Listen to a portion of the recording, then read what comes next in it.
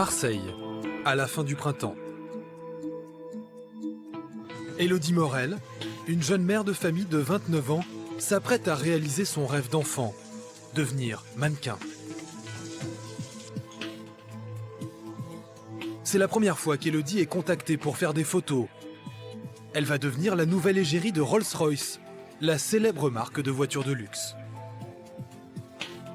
Ce jour-là, elle est contente. Elle a enfin décroché le contrat de sa vie, 1 000 € pour faire des photos pour Rolls-Royce. Cette journée de lundi, c'est une journée d'euphorie, de joie, de rencontre avec son avenir.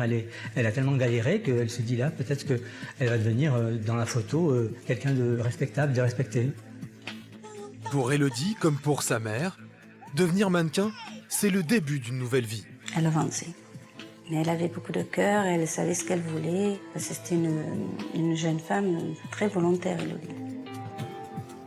Pour devenir la nouvelle icône de Rolls-Royce, Élodie a simplement répondu à une annonce sur Internet. D'un clic, Élodie envoie quelques photos d'elle, des photos toutes simples, rien de plus.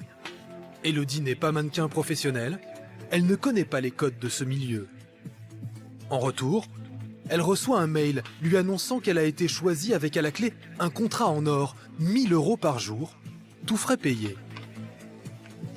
Le fait d'avoir été sélectionnée pour participer à une opération comme celle-là, c'était pour elle une valorisation incroyable. Elle allait devenir un mannequin reconnu alors que c'était une toute petite, un petit brin de femme. Elle était toute petite, chétive, et pour elle, elle était aux anges.